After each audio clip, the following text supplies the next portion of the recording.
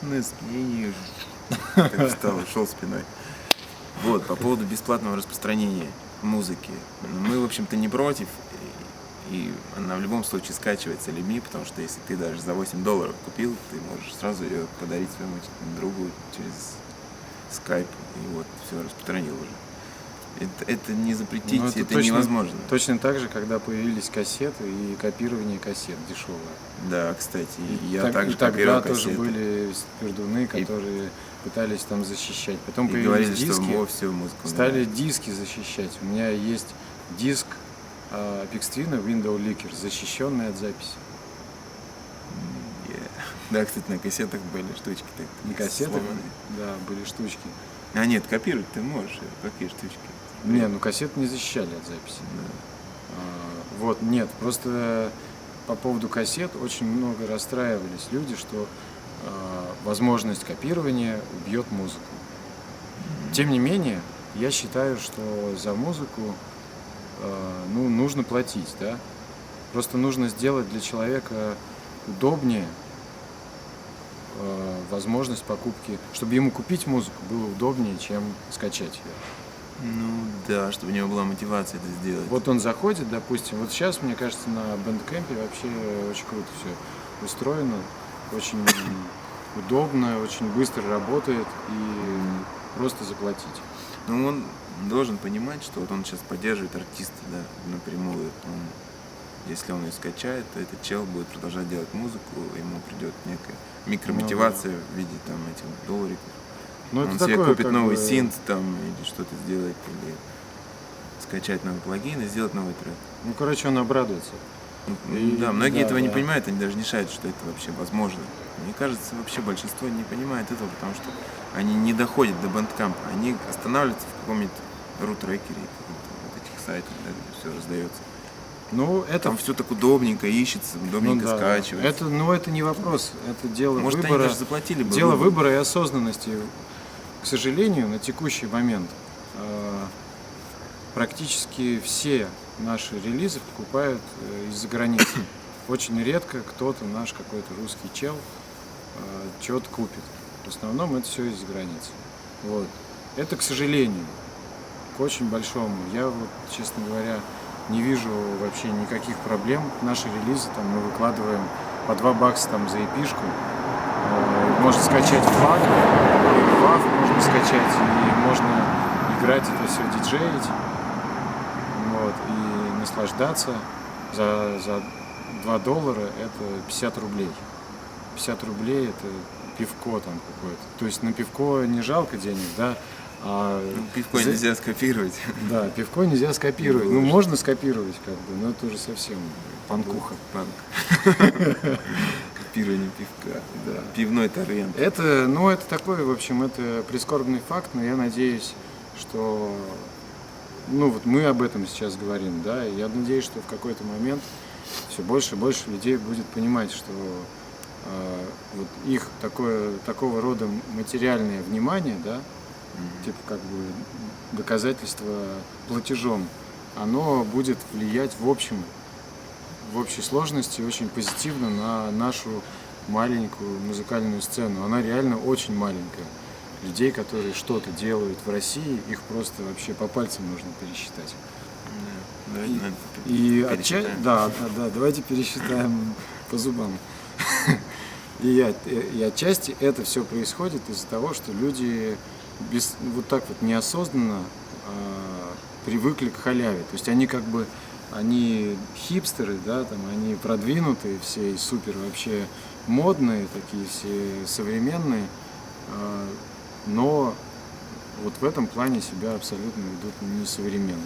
Халява, я просто помню на Абракадабре, на которую мы там привезли интересных артистов, и вообще мы просто обгеморроились на голом энтузиазме, и цены билетов тоже сделали совершенно маленькими. И люди делали, вообще что только не делали, чтобы попасть. Они договаривались с охраной, да, там, с экспоцентра, типа за полцены, чтобы войти. Понятно, что эти деньги нам, 200 рублей что эти деньги не попадают нам, эти деньги не попадают музыкантам, они попадают охранникам. Охранник не сделает фестиваль, а я сделаю фестиваль. Но я сделаю, если у меня деньги будут, потому что без денег я не могу жить, мне нужно кефир пить там по вечерам, в конце концов. Вот, и, ну и вот, допустим, поскольку вот так вот за фестивали там народ деньги не платил, да, то я вот не так часто эти фестивали, например, делаю. И опять же, ну, в общем, что-то на рынке отсутствует, да, на музыкальном. Окей, если... Но вот в итоге мы на вечеринке сделали бесплатный вход. И Ну какое-то да. время это будет продолжаться. Мы думаем, чтобы набрать некую массу людей, которые хотят приходить на наши Биомасса. вечеринки. На вечеринки, да, биомасса. Может быть, разумная биомасса просто. Вот. Потому что мы вот просто им хотим показывать, что мы умеем делать и как это делаем. И вместе все повеселиться, угореть, да. Да. Мы что, мы творческий коллектив? Ну да. Типа, ну, как-то... Ну, мы лейбл, да, то есть Мы лейбл, вечеринка и что-то растущее в огромное нечто. огромные, да. Да, то есть мы стремимся стать огромными и оставить гигантский след в истории музыки там, Ну, мы хотим, или да. там чего-то еще. Это, да, это, в общем, цель любого артиста. И мне кажется, артисты, которые отрицают, что вот есть такая цель, они... Лукавят. Нет, я не думаю, что они лукавят, я думаю, что просто они еще не осознают, они еще немножко как бы по-детски относятся к этому. В этом нет ничего плохого, просто, ну, вот так вот. Я вот так считаю. Может, они просто стыдятся сказать. Как-то Ну, пафосно может быть, звучит, конечно. стыдятся, да. Ну, то есть, и это причем не амбициозность, ну, это такое желание. Хотелось бы, чтобы оно было намерением, и оно станет. Оно как бы, я вот чувствую, что во мне растет вот эта вот сила музыкальная. И это очень приятное чувство.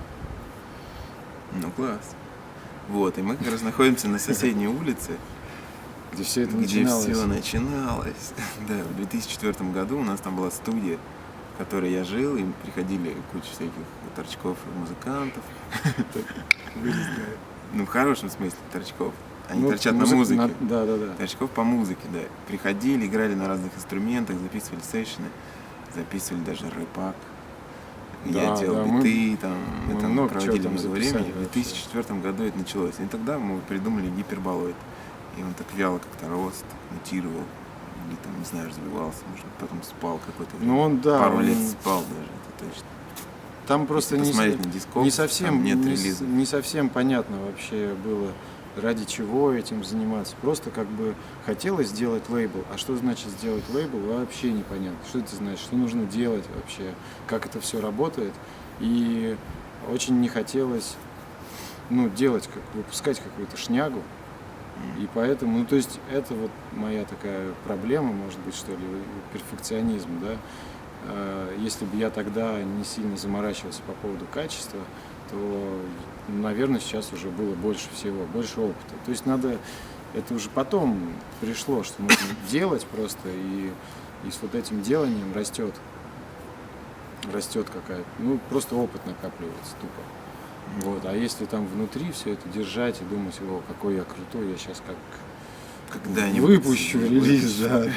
Но, кстати, я вот помню, читал книжечку про музыкальный бизнес когда-то давно. Называется «Music is your business», написал ее мужик, владелец лейбла «Электро». Это лейбл, на котором Дорс выпускался, типа такого. Сейчас. ветер. Да, вот. И в этой книжечке я, ну, как там пишут люди, делятся опытом, и там, в общем, было написано, что в первые там пару лет вообще может выйти один релиз, и в этом ничего абсолютно страшного. Если посмотреть на многие лейблы, ну вот те как бы старые, да, то с тем отношением к музыке, что вот, ну, как бы надо выпустить, вообще нужно качественно выпускать музыку.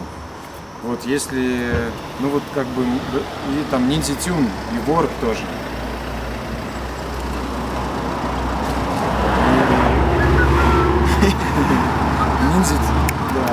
Ninja Tune и Work, если посмотреть дискографию, там первые годы у них сборнички, и чуть ли там не один сборничек за первый год. Ну, немножко историю тоже круто, да, История рассказать? наша это в том, что как бы, мы выпускали немного первое время, совершенно, не знаю, раз в год. Ну Какую-то да, диску, раз в потом год. у нас был диск, MP3, ну, в общем, всякие штуки делали, диск, который там красиво очень раскладывался с какой-то книжками, Мгм.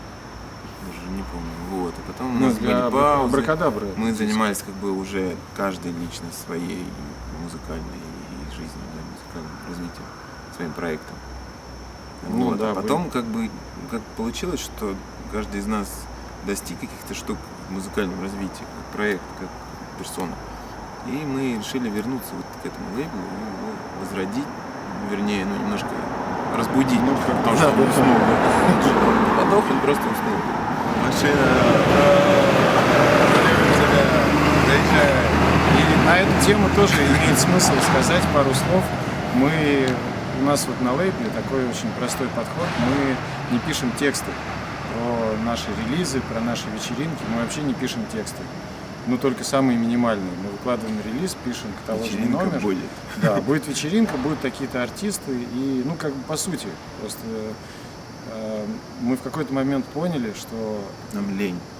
ну, не то, Мне- что мне тебе лень, да. Окей, ты- Вот, а у меня просто времени нет, и я лучше это время потрачу на музыку, нежели чем буду придумывать, там, высасывать из пальца какие-то банальные слова про музыку. Потому что музыка сама по себе это язык. И это очень странно, это как вот сурдоперевод на телевизоре есть для людей, которые не могут слышать. То же самое для людей, которые не могут воспринимать музыку непосредственно. Существуют люди, которые пишут про эту музыку.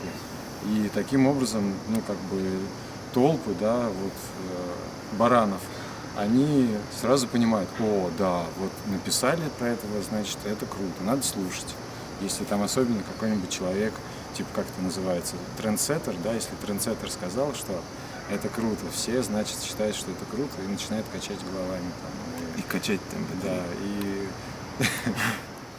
я общался, кто-то меня спрашивал на этой вечеринке нойзовой, типа, а как вот на лейбле устроены все дела? Там, Мгм. типа, есть там юрлицо, там есть договора, и это, кстати, тоже, ну, такая область деятельности, которую просто мы беспощадно вырезали.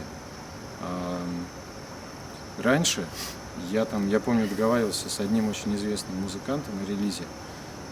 Лучше не буду говорить его имя. Наши переговоры длились там около 3 или даже 4 месяцев.